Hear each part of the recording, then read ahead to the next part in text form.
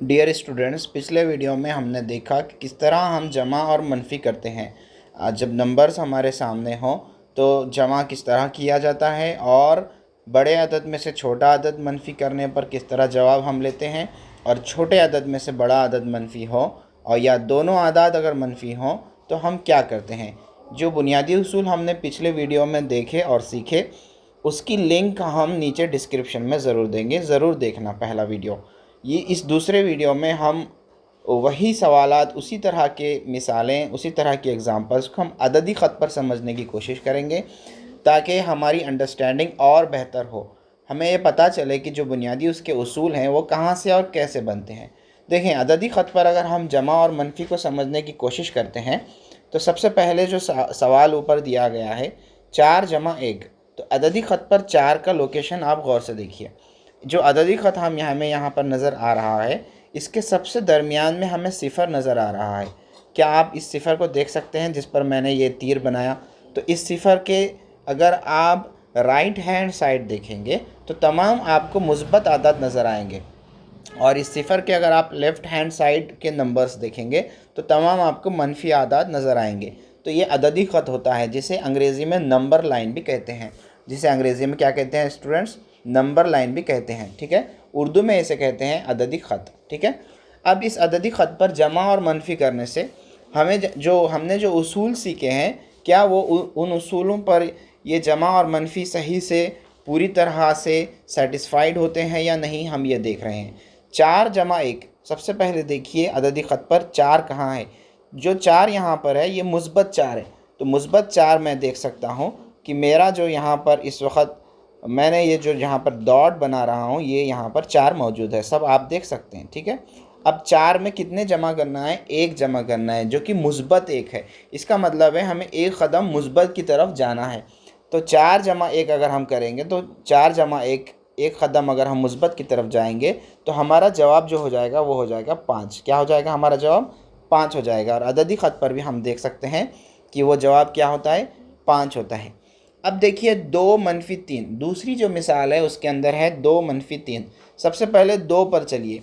2 कहाँ है? 2 मैं देख सकता हूँ कि अददी ख़त पर 2 यहाँ है जहाँ पर मैं ये डॉट बना रहा हूँ। अब मनफी 3 यानी कि हमें 3 कदम मनफी की तरफ जाना है। कहाँ जाना है? 3 कदम मनफी की तरफ जाना है। तो देखें 3 कदम कुछ इस तरह से मैं चल रहा हूँ, 1 कदम, 2 कदम और ये तीसरा कदम। तो हमारा जवाब क्या हुआ? हम कहाँ आकर रुक गए हैं? मनफी 1 पर आकर रुक गए हैं।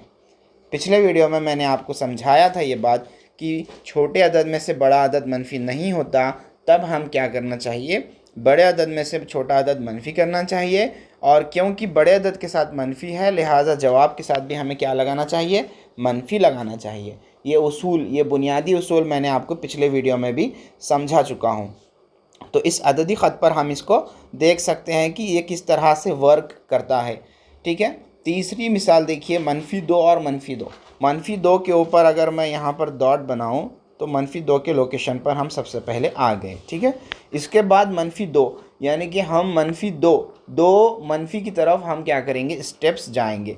2 स्टेप्स किस तरफ जाएंगे? मनफी की तरफ जाएंगे। ठीक है, फर्स्ट स्टेप मैं ये लेने जा रहा हूँ, सेकेंड स्टेप मैंने फिर से लिया, तो जवाब हमारा क्या हो गया? मनफी 4। हम कहाँ आकर रुक गए हैं? मनफी 4 पर आकर रुक गए हैं। तो ये भी हमने उसूल पिछले वीडियो में देखा था कि जब भी 2 मनफी आदाद आएँ तो हम उनकी जमा करना चाहिए। हमें क्या करना चाहिए? उनकी जमा करना चाहिए, और जवाब के साथ क्या लगाना चाहिए? मनफी लगाना चाहिए। ये उसूल आपको बुनियादी उसूल हैं, ये याद होने चाहिए, आपने इसे याद रखने चाहिए। ठीक है, लास्ट मिसाल, अब इस अददी ख़त पर एक आखिरी मिसाल को देखिए। 5 में से हम 1 मनफी करने जा रहे हैं, तो 5 के लोकेशन पर मैं एक यहाँ पर जो है ना डॉट लगा रहा हूँ ताकि आपको लोकेशन नज़र आ जाए। ठीक है, अब यहाँ से 1 मनफी की तरफ जाना है। कहाँ जाना है? 1 मनफी की तरफ जाना है। तो मैं 1 मनफी की तरफ अगर जाता हूँ तो वो हमारा जो आएगा जवाब, वो कितना आएगा? 4 आएगा। यानी कि 5 में से 1 गए, सिंपली कितने बचते हैं स्टूडेंट्स? 4 रह जाते हैं। ठीक है, ये कुछ मिसालें थीं जो हमने अददी ख़त की रोशनी में समझने की कोशिश की। ठीक है, थोड़े से और पेचीदा मिसाल मैं लेकर आपको मज़ीद समझाने की कोशिश करता हूँ। यहाँ गौर से देखिए, इस अददी ख़त पर गौर से देखिए।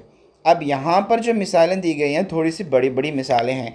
यहाँ पर बड़ी मिसालें इसलिए ली गई हैं क्योंकि आपको इस तरह के बड़े सवाल भी अगर आ जाएं तो आपको आसानी से समझ में आना चाहिए कि आपको ऐसी सूरत हाल में क्या करना है।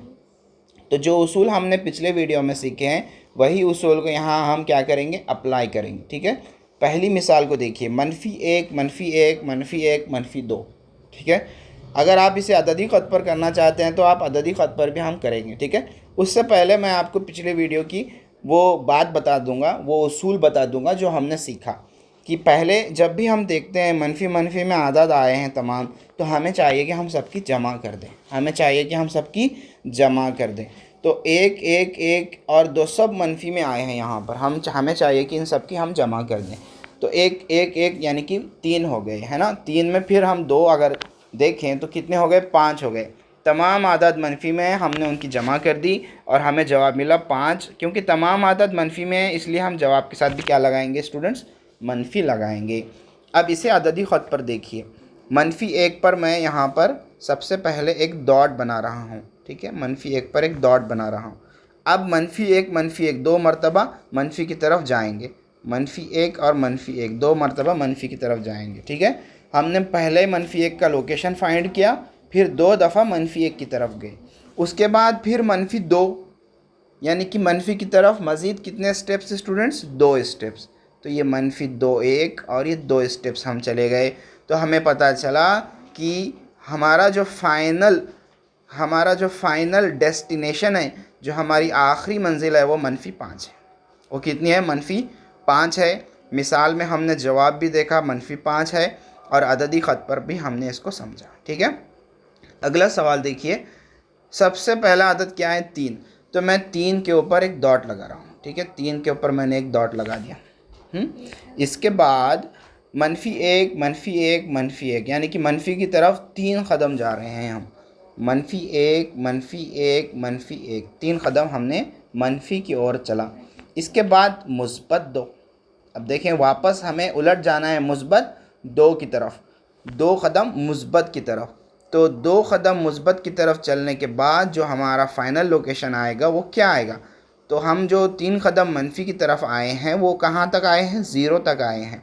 अब 0 से हम 2 कदम मुस्बत की तरफ, 1 2, ये है हमारा फाइनल जवाब। क्या है वो हमारा फाइनल जवाब, 2।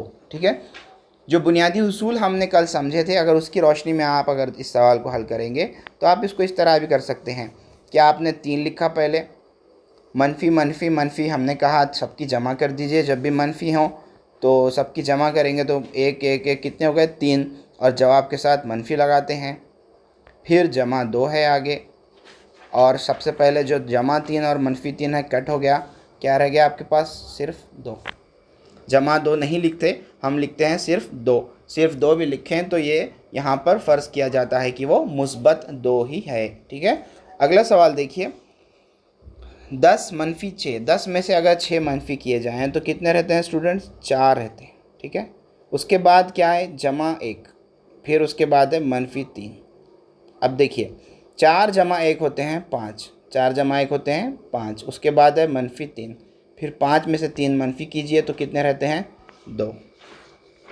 अगर आप इस सवाल को अददी ख़त पर समझना चाहते हैं तो मैं इसको अददी ख़त पर आपको समझाता हूँ। सबसे पहले मैं 10 पर आ गया। ठीक है, उसके बाद 10 के ऊपर आने के बाद मैं 6 कदम मनफी की तरफ जाने वाला हूँ, 1 2 3 4 5 6। ठीक है, मुझे मिला 4।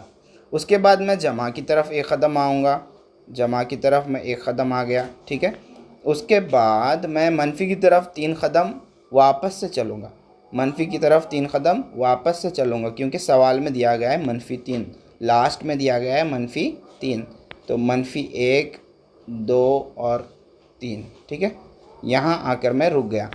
क्या है ये, लास्ट हमारी मंजिल 2 है। क्या है हमारी लास्ट मंजिल, 2 है। मैं समझता हूँ कि आपको नंबर लाइन की रोशनी में भी जमा और मनफी अच्छे से समझ आ रहा है।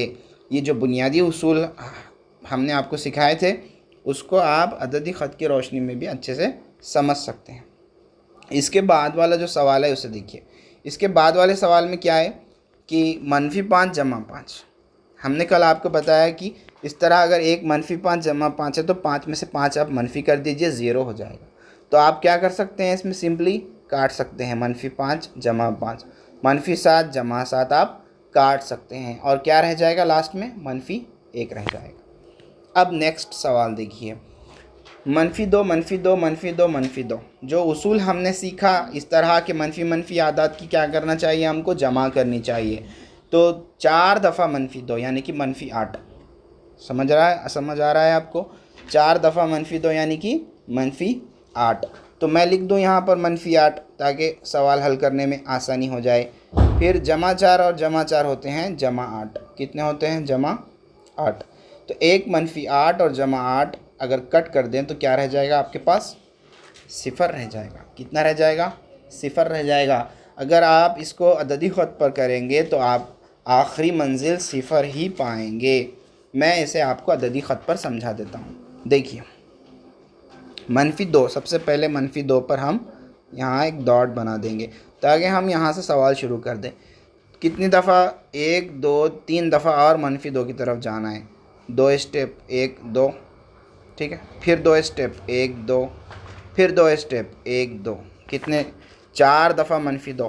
पहली दफ़ा -2 पे हमने डॉट बनाया, फिर 3 दफ़ा -2 की तरफ हमने चले तो हमें लास्ट मंजिल बनी -8। अब मुस्बत 4 क़दम, मुस्बत कितने क़दम स्टूडेंट्स, 4 क़दम।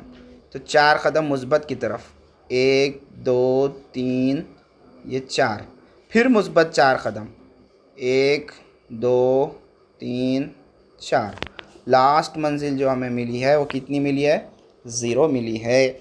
इस तरह से हम अददी ख़त पर किस तरह जमा और मनफी होती है ये हमने सीखा, और जो उसूल हैं हमने जो सीखे थे उसको अददी ख़त की रोशनी में सीख कर हमारी अंडरस्टैंडिंग को हमने और डेवलप की। ठीक है, इस तरह के क्वेश्चंस हम एज ए होमवर्क दे रहे हैं। जो स्टूडेंट्स इसे हल कर सकते हैं या हल करना चाहते हैं वो हल करते हुए हमारे व्हाट्सएप नंबर पर भी सेंड कर सकते हैं। उसे ज़रूर चेक किया जाएगा और आप तक वापस उसे लौटाया भी जाएगा। ठीक है, ये रहे कुछ क्वेश्चंस आपके होमवर्क के लिए, अपनी प्रैक्टिस के लिए। ये क्वेश्चंस अपनी नोटबुक में ज़रूर करें। कुछ डाउट्स और कन्फ्यूजन्स हों तो हमें ज़रूर पूछें। चैनल को सब्सक्राइब करें, अपनी लर्निंग को जारी रखें। Thanks for watching.